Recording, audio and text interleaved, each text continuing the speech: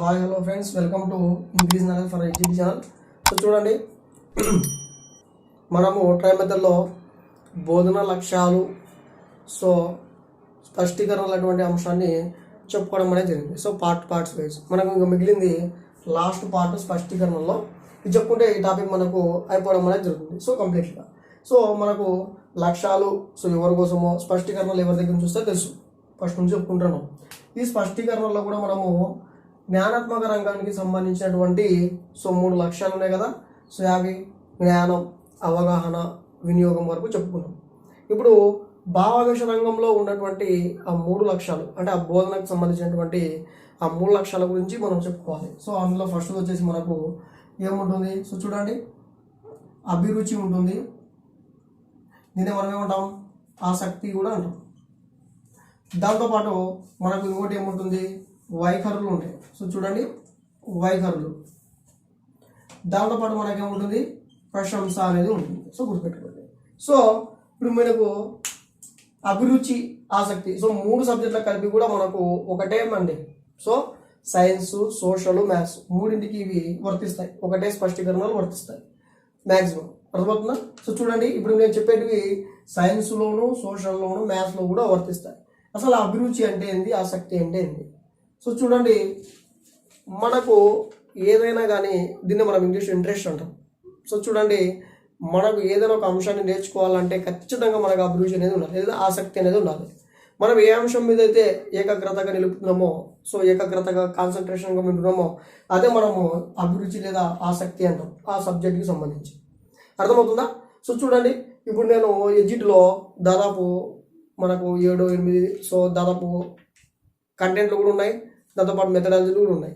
మేము maximum cover చేయడానికి చెప్తున్నాం. కానీ కొంతమందికి కొంచెం సబ్జెక్టుల మీద ఆసక్తి అనేది ఉంటుంది, ఇంట్రెస్ట్ అనేది ఉంటుంది. ఎందుకంటే వాళ్ళకి దాని మీద ఏకాగ్రత నిలబెట్టుకోవడం అనేది జరుగుతుంది. ఈ విధంగా ఒక అంశంపై ఏకాగ్రత కలిగి ఉన్నారనుకోండి, ఆ అంశం అనేది మనకు ఆసక్తిగా ఉంటుంది. దాన్ని మనము అభిరుచి ఉండడం అనేది చెప్పడం జరుగుతుంది.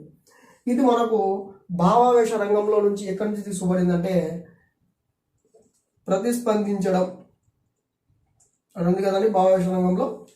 దీనిలో నుంచి మనకు అభిరుచిని తీసుకోవడం అనేది జరిగింది. చూడండి, అభిరుచి అంటే ఏమిటి? మనకు అభిరుచి ఉంటే ఏమేమి చేస్తామో, పిల్లలతో ఏమేమి చేపిస్తామో చూడండి. అర్థమవుతుందా? ఆ స్పష్టీకరణలు ఏ విధంగా వస్తాయి.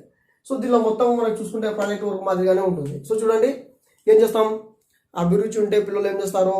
బాగా నేర్చుకుంటారు, దాని మీద ఆసక్తి నిలుపుకుంటారు, సమాచారానికి సంబంధించినటువంటి మ్యాటర్ని సేకరించుకొచ్చుకుంటారు, లేదా ఆ చిత్రాలు, బొమ్మలు ఇంట్రెస్ట్గా గీయడం జరుగుతుంది. దాంతోపాటుగా ప్రతి దాంట్లో ఇంట్రెస్ట్ అనేది ఉంటుంది. దాంతోపాటుగా మనకు ఏదైనా ఒక అంశాన్ని ఇస్తే ఆ అంశానికి సంబంధించినటువంటి ప్రాజెక్టులు తయారు చేయడం, తెలుగులో వివిధ భాగాల్లో ఉన్నటువంటి కవులు లేకపోతే పద్యాలు, గేయాలు వాళ్ళు రచించినటువంటి భాగాలను చదవడం, వీడు కూడా స్వయంగా ఏదైనా తయారు చేయడానికి ఇంట్రెస్ట్ చూపించడం. చూడండి, జనరల్గా ఉంటుంది మొత్తం. కాబట్టి మ్యాక్సిమము ఇది మనకు టెట్ కంప్లీట్కి డిఎస్సికి ఇవ్వడం లేదు. అర్థమవుతుందా?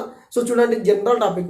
ఏదన్నా సరే మనం సేకరించుకుంటున్నాం, తయారు చేసుకుంటున్నాం, తెచ్చుకుంటున్నాం. అర్థమవుతుందా? మ్యాటర్ని తెచ్చుకుంటున్నాం, ఇంట్రెస్ట్ ఉందంటే మొత్తం దీనికి మనకు అభిరుచి లేదా ఆసక్తి కిందికి వస్తుంది. ఎగ్జాంపుల్ చూడండి, మనకు ఒక ద్రవ్యమానం గురించి చెప్పడం అనేది జరిగింది. మనీ గురించి చెప్పాం. మనీ గురించి చెప్తే పిల్లవాళ్ళు ఏం చేస్తారు? రకరకాల నాణ్యాలను సేకరించడానికి ఇంట్రెస్ట్ చూపిస్తారు. లేదు, మనం మొక్కల గురించి చెప్పాం. మొక్కల గురించి చెప్తే వాళ్ళు ఏం చేస్తారు? రకరకాల మొక్కల గురించి సేకరించడానికి ఆస్కారం అనేది చూపిస్తారు. లేదా మనకు సమాచారం ఇచ్చాం, దానికి రిలేటెడ్ సమాచారాన్ని వాళ్ళ ఆసక్తి ప్రకారం తెచ్చుకొని చెప్పుకోవడానికి ట్రై చేస్తాం. లేదా వాళ్ళు ఒక గద్యమో పద్యమో చెప్పడం జరిగింది. వాటిని వాళ్ళు ఏం చేస్తారు? స్వయంగా రాయడానికో స్వయంగా తయారు చేయడానికో ఆసక్తి అనేది చూపిస్తారు. ఇవల్ల మనకి ఏ దాని కిందికి వస్తాయి? అభిరుచి కిందికి వస్తాయి. ఏమొస్తాయి? అభిరుచి కిందికి వస్తాయి. చూడండి, మనం చేసేటువంటి పని, విద్యార్థులు చేసేటువంటి ఆ స్పష్టీకరణలో ఖచ్చితంగా ఏముంటుందంటే ఆసక్తి అనేది ఉంటుంది, ఇంట్రెస్ట్ అనేది కనిపిస్తుంది. ఆ ఇంట్రెస్ట్ కనిపించడానికి మనం ఏమంటామంటే అభిరుచి ఉంది అని చెప్తాం. జనరల్ టాపిక్ అండి. జనరల్గానే ఉంటుంది కాబట్టి ఎక్కువ శాతం అడగడం అనేది లేదు. నెక్స్ట్ చూసుకుంటే వైఖరులు, యాటిట్యూడ్. మనకు ఉన్నటువంటి బిహేవియర్, మన ప్రవర్తననే మనకు వైఖరిగా రావడం జరుగుతుంది. ఆ ప్రవర్తనలో కూడా మనకు మంచి ప్రవర్తన అనేది ఉంటే మంచి యాటిట్యూడ్ ఉందని చెప్పొచ్చు. చూడండి, ఇక్కడ మనకు ఆసక్తి ఉన్నప్పుడు మంచి వైఖరులు కూడా ఉంటాయి. చూడండి, మంచి వైఖరులు మనకు చూస్తే నీతి నిజాయితీ, సో అర్థమవుతుందా, వివేకం వివేచనతో ఆలోచన చేసేటువంటి అంశాలు ఇందులో ఉండడం అనేది జరుగుతుంది. నీతి నిజాయితీ, సో హేతుబద్ధ ఆలోచనలు, సో వివేకం, సో దాంతోపాటు విచక్షణ జ్ఞానం అనేటువంటివి కలిగి ఉన్నటువంటివి వైఖరికి సంబంధించినవి. సో ఇది భావావేశ రంగంలో ఎక్కడి నుంచి తీసుకుపడింది అంటే, సో చూడండి, విలువ కట్టడం అనేది ఉంది మనకు. సో విలువ కట్టడం అనే దాని నుంచి మనకు వైఖరులు అనేటివి తీసుకోవడం అనేది జరిగింది. సో ఇందులో ఏముంటాయి బ్రదర్ అంటే చూడండి, అన్నీ ఏదైనా సరే ఒక అంశాన్ని గౌరవించడం, సో నీతి నిజాయితీ కదా, సో గౌరవించడం, ప్రార్థించడం, అర్థించడం, లేకపోతే స్పష్టీకరణలో ఆ అంశం పట్ల సో ఏం చేస్తాడంటే గౌరవ భావన కలిగి ఉండడం, సో పెద్దలను గౌరవించడం, స్త్రీలను గౌరవించడం, జాతీయ పతాకాన్ని గౌరవించడం, దేశభక్తిని గౌరవించడం, సో ఇటువంటివి వస్తాయి. దాంతోపాటు శాస్త్రీయ ఆలోచనలు ఏర్పాటు చేసుకోవడం, దాంతోపాటు మూఢనమ్మకాలు నమ్మకపోవడం, సో అర్థమవుతుందా. సో ఇటువంటి విలువలు కలిగినటువంటి యాటిట్యూడ్ని మనము వైఖరులు అని చెప్పడం అనేది జరుగుతుంది. సో ఆ స్పష్టీకరణలు కూడా ఆ విధంగానే విలువలతో కూడి ఉంటాయి.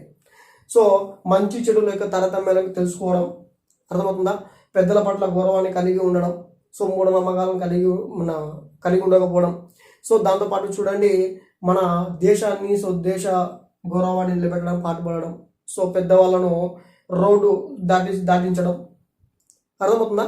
సో ఇవల్ల ఏంటివి యాటిట్యూడ్స్, వాటికి ఉన్నటువంటి వైఖరులు, సో మంచి అలవాట్లు అనేటివి ఇందులో ఉండడం అనేది జరుగుతుంటుంది. సో జనరల్ టాపిక్ అంటే సో జనరల్గానే ఉంటుంది.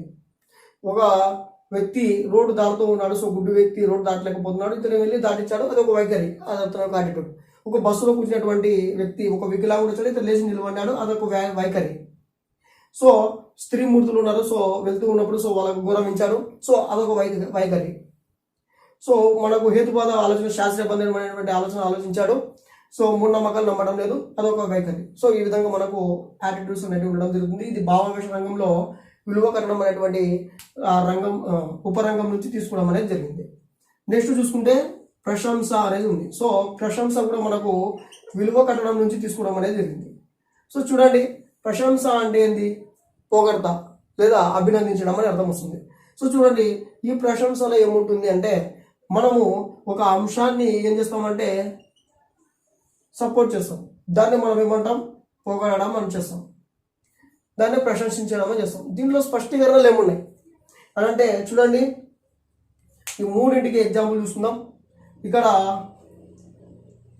వివిధ రకాల దేశానికి సంబంధించినటువంటి జెండాలను సేకరిస్తున్నాడు అంటే అతనికి ఉన్నటువంటి ఇంట్రెస్ట్ అది.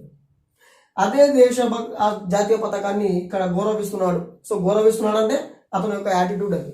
అదే దేశంలో ఉన్నటువంటి విలువలను, సో ఆ దేశభక్తిని తెలుసుకొని దాన్ని అభినందిస్తున్నాడు అంటే అది ప్రశంస కిందికి వస్తుంది. అర్థమవుతుందా, ప్రశంస కిందికి వస్తుంది. చూడండి, అదేవిధంగా ఇక్కడ చూస్తే ఇద్దరికి అనాథలకు సో సేవ చేయడం అనేది సో ఇద్దరికి ఉన్నటువంటి ఒక ఆసక్తి దాన్ని ఇక్కడ ఏం చేశాడు, ఇంప్లిమెంట్ చేసుకున్నాడు, అదొక వైఖరి అనేది, మంచి ప్రవర్తన. ఇక్కడికి వచ్చేసరికి అదే విధంగా చేసుకున్నటువంటి వాళ్ళను పొగుడుతూ ఉన్నారు, సో అభినందిస్తున్నాడు, ఆ విధంగా చేస్తున్నాడు వాళ్ళని ఏమంటారు, దీన్ని ప్రశంస అంటారు. చూడండి, మూడికి కంపేర్ చేసి ఒకటే సాగుతున్నాను. ఇక్కడ చూడండి, అభిరుచికి వస్తే మనకు మన భారతదేశంలో వివిధ రకాల మతాలు ఉన్నాయి. సో వివిధ రకాల మతాలు ఉన్నాయి. ఇటువంటివి ఏమన్నా వేరే దేశాల్లో కూడా ఉన్నాయా అంటే ఆ కాన్సెప్ట్ తెలిసింది, ఇంట్రెస్ట్ వచ్చింది, సో ఇంకోటి ఏమైనా ఉన్నాయి ఈ విధంగా ఏమన్నా అని సెర్చ్ చేయడం, అది ఆసక్తి కిందికి వస్తుంది. అదే వివిధ మతాలు ఉన్నాయి, సో భిన్నత్వంలో ఏకత్వం ఉంది, సో ఎన్ని మతాలు ఉన్నా కూడా భిన్నత్వంలో ఏకత్వం ఉంది. సో ప్రతి మతాన్ని మనం గౌరవించాలి, ప్రతి మతాన్ని మనము తక్కువ అంచనా చేయకూడదు, సో ఏ మతం వాళ్ళకి ఉంటుంది, సో కాబట్టి మనం గౌరవించాలి అని అనుకోవడం అతని యొక్క వైఖరి. సో ఇది వైఖరి కిందికి వస్తుంది. అదే భిన్నత్వంలో ఏకత్వం ఉంది, సో భిన్నత్వంలో ఏకత్వం ఉంది, మన భారతదేశం అనేది చాలా గొప్పది అని పొగుడుతూ ఉన్నాడు అనుకోండి, సో ఏమంటారు, దాన్ని ప్రశంస అంటారు. గుర్తుపెట్టుకోండి, ఈ విధంగా మనకు అభిరుచి, వైఖరి, ప్రశంసలు అనేటివి ఉండడం అనేది జరిగింది. ఒక దానిపైన అతను ఆసక్తి చూపించి, ఇంట్రెస్ట్ చూపించి, దాని ఇన్వాల్వ్మెంట్ అయ్యి సేకరించి తెచ్చుకొని సో దాన్ని సమాచారాన్ని చేస్తున్నాడంటే, లేదా సమాచారాన్ని రచిస్తున్నా, సమాచారాన్ని సేకరిస్తున్నా, సమాచారాన్ని తెచ్చుకుంటున్నా కూడా మనకు అభిరుచి కిందికే వస్తుంది. అదే వైఖరి అనుకోండి, ఆ సమాచారాన్ని గౌరవించడం, మూఢనమ్మకాల యొక్క విధంగా ఆలోచించకుండా హేతుబద్ధంగా ఆలోచించడం, మంచి ప్రవర్తన కలిగి ఉంటే వైఖరి కిందికి వస్తుంది. ఇంకా మిగిలింది ఏంది? ప్రశంస. ప్రశంస అంటే ఆ ఉన్నటువంటి ఆ జ్ఞానాన్ని పొగడడం లేదా అభినందించడం. సో చూడండి, మనకు భిన్నత్వంలో ఏకత్వం అని మనకు తెలుసు భారతదేశంలో. సో అన్ని మతాలు ఉన్నా కూడా భిన్నత్వంలో ఏకత్వంగా ఉంది. సో కాబట్టి భారతదేశం యొక్క ఔన్నత్యాన్ని తీసుకుని పొగడడం. సో జాతీయ గీతాన్ని విని జాతీయ గీతానికి ఉన్నటువంటి వాల్యూని తీసుకుని అభినందించడం. ఇవి వల్ల ఏ దాని కిందికి వస్తాయి? ప్రశంస కిందికి వస్తాయి. సో చూడండి, అభిరుచి, సో లేదా ఆసక్తి, వైఖరి, సో ప్రశంస అనేటువంటి ఈ మూడు మనకు ఎక్కడ ఉండడం జరిగింది? భావావేశ రంగంలో ఉన్నటువంటి లక్ష్యంలో ఉండడం అని జరిగింది. సో ఇది బోధన లక్ష్యాలు అంటారు. సో సంబంధించినటువంటి లక్ష్యాల్లో 3 ఉండడం జరిగింది. ఈ 3కు స్పష్టీకరణలు అనేది చెప్పడం జనరల్గా ఉంటాయి స్పష్టీకరణలు, అందుకని రాయలేదు నేను. సో మీకు ఎప్పుడైనా క్వశ్చన్ చూస్తేనే అర్థమవుతుందా? సో నెక్స్ట్ మనకు చూసుకుంటే మానసిక చలనాత్మక రంగంలో ఉన్నటువంటి ఒకే ఒక విద్య, సో బోధన లక్ష్యం నైపుణ్యం. సో చూడండి, నైపుణ్యం. సో ఈ నైపుణ్యం మనకు తెలుసుకోవాల్సి ఉంటుంది. ఒకటే ఒక స్కిల్ ఉంది మనకు ఇక్కడ మానసిక చలనాత్మక రంగంలో. సో చూసుకుంటే ఈ నైపుణ్యము మనకు చూడండి వివిధ రకాలుగా ఉంటుంది. సైన్స్, సోషల్లో, అర్థమవుతుందా? సైన్స్, సోషల్లో. సో మొత్తం కలిపి చెప్పుకుందాం. ఎందుకంటే ఎక్కువ శాతం మనకు హస్తలాఘవ నైపుణ్యం ఎక్కువ శాతం అడగడం జరుగుతుంది. సో అయినా ప్రతిదీ నేర్చుకుందాం. ఒకటి చిత్రలేఖన నైపుణ్యం అనేది ఉంటుంది మనకు. సెకండ్ వన్ హస్తలాఘవ నైపుణ్యం అనేది ఉంటుంది. నెక్స్ట్ పరిశీలనాత్మక నైపుణ్యం అనేది ఉంటుంది. దాంతోపాటు అభిరంజన నైపుణ్యం అనేది ఉంటుంది. దాంతోపాటు మ్యాథ్స్లో వస్తే గణన నైపుణ్యం అనేది ఉంటుంది. సో చూడండి, ఈ విధంగా మనకు నైపుణ్యాలు అనేటివి డివైడ్ చేసుకుంటూ వెళ్తూ ఉంటాం. సో ఫస్ట్ చూసుకుంటే చిత్రలేఖన నైపుణ్యం. సో ఒక చిత్రాన్ని సేకరించడం, లేకపోతే చిత్రాన్ని గీయడం, లేదా చిత్రాన్ని రాయడం, సో చిత్రాన్ని చేయడం అనేది మనకు ఆ చిత్రానికి సంబంధించినటువంటి స్కిల్ అని చెప్పడం అనేది జరుగుతుంది. అర్థమవుతుందా? అదొక స్కిల్. నెక్స్ట్ హస్తలాఘవ నైపుణ్యం అంటే ఏంటంటే, సో మీకు చాలాసార్లు టెట్ కమిటీ అట్లో కూడా రావడం అనేది జరిగింది. హస్తలాఘవ నైపుణ్యం అంటే సో మన చేసే పని మన చేతితోనే చేసి ఉండాలి. పరికరాలని అమర్చడము, పరికరాలను తీసుకుపోయి శుభ్రం చేయడము, పరికరాలను తుడవడము, లేకపోతే పరికరాలని అమర్చడము, లేకపోతే పరికరాలని గీయడము, దానికి సంబంధించి. సో ఈ వల్ల మనకు చేతితో చేసేటువంటి పనులలో మనకు హస్తలాఘవం కిందికి రావడం అనేది జరుగుతూ ఉంటుంది. ఇంకా మిగిలింది మనకు పరిశీలన, నిశ్చితంగా పరిశీలించడం. మ్యాప్ని మనం ఏం చేస్తాం? చదువుతాం. అదే ఉంది మనకు మెథడాలజీలో. అర్థమవుతుందా? సో చూడండి, పరిశీలన అనేది మనకు మ్యాప్ ఉంది. సో మ్యాప్ని మనం చేస్తాం? పఠనం చేస్తాం. యాక్చువల్లీ దాన్ని పరిశీలిస్తామని చెప్తాం, కాకపోతే పఠనం చేస్తాం. దాని ఏ దాని కింద వస్తాయి? పరిశీలన నైపుణ్యం కిందికి వస్తాయి. సో చూడండి, అబ్జర్వేషన్ కిందికి వచ్చేటి వల్ల మనకు పరిశీలన నైపుణ్యం కిందికి రావడం జరుగుతుంది. సో నెక్స్ట్ అభివంచన నైపుణ్యం అంటే చిన్న చిన్న అంశాలు ఏం చేస్తుంటాయి? డివైడ్ చేసుకొని మనం ఏం చేస్తుంటాం? మొత్తంగా చేసుకుని చెప్పుకుంటూ ఉంటాం. ఒక అంశం ఉంది, ఆ స్కిల్ మనకు రావాలి. ఆ స్కిల్ రావాలని ఏం చేస్తాం? చిన్న చిన్న పాటలను ఏకంగా చేసుకొని మనం ఏం చేస్తాం? ఒక పెద్ద పాటగా చేసుకొని చెప్తున్నాం. దాన్ని మనము అభినంజన నైపుణ్యం అంటాం. మోటార్ ఫీల్డ్ చూడండి, సో ఎక్కడెక్కడ ఉన్నటువంటి విడివిడి భాగాలు చేస్తాం, ఒక చోట తెచ్చుకొని ఒక భాగంగా ఏర్పరుస్తాం. సో అటువంటి స్కిల్ ఉందనుకోండి, ఆ స్కిల్ మనం అభినంజన నైపుణ్యం అని చెప్తాం. సో ఇప్పుడు గణన నైపుణ్యం మ్యాథ్స్ సంబంధించి చూసుకుంటే ఈ గణన నైపుణ్యం ఉంటుంది. చేసినటువంటి మ్యాథ్స్ త్వరగా చేయడం, కొంతమంది స్లోగా చేస్తారు మ్యాథ్స్, కొంతమంది చాలా ఫాస్ట్ చేస్తారు, కొంతమంది మీడియంలో చేస్తారు. ఇటువంటి స్కిల్స్ ఎక్కడ చెప్తారు? గణన నైపుణ్యంలో ఉంటాయి. సో త్వరితగతిగా చేయడం, సరి చూసుకోవడం, ప్రశ్నలు పదే చదవడం, మ్యాథ్స్కి సంబంధించి ఫలితాలను పదే సరికూల్చుకోవడం, ఇటువంటి స్కిల్స్ అనేవి మనకు గణన నైపుణ్యంలో ఉండడమే జరుగుతుంది. సో మనకు ఇవల్ల జనరల్ అండి, అందుకని దీన్ని తీసి పక్కకు వేరే పార్టీగా చెప్పడం జరిగింది. మనకు మెయిన్గా ఎక్కువ శాతం ఇది జ్ఞానాత్మక రంగానికి సంబంధించినటువంటి జ్ఞానం, అవగాహన, వినియోగం మీద మంచి కాన్సన్ట్రేషన్ పెట్టుకోండి. సో బ్రీఫ్గా ఈ 3 చూసుకోండి. దీంట్లో కూడా మనకు ఈజీగా కనుక్కోవచ్చు. ఏదైతే మనకు చేతి ద్వారా మనం ఆ పనిని చేస్తూ ఉన్నామని అనిపించింది అనుకోండి, చూడండి అది హస్తలాఘవం కిందికి వస్తుంది. ఇది ఎక్కువ శాతం ఇదే అడిగాడు కాబట్టి చెప్తున్నాను. ఇంకా మిగిలినవి మనకు ఎక్కడ కూడా ఎక్కువ శాతం టచ్ కాలేదు. సో కాబట్టి జనరల్ టాపిక్, సో మాకు ఉన్నటువంటి ఇన్ఫర్మేషన్ మీకు ఇస్తూ ఉన్నాం. కాబట్టి చూడండి, మా ఇన్ఫర్మేషన్ అనేది మీకు వర్త్ అనిపిస్తే లైక్ చేయండి అండ్ షేర్ చేయండి అండ్ కామెంట్ చేయండి. సో మ్యాటర్ని ఎక్కడ కూడా స్కిప్ చేయకండి. సో నెక్స్ట్ వచ్చేసి మాకు సబ్స్క్రైబ్ చేయండి, మీ ఫ్రెండ్స్తో కూడా సబ్స్క్రైబ్ చేయించండి. సో మా ఇన్ఫర్మేషన్ వర్త్ అనిపిస్తే సపోర్ట్ చేయండి. Thank you.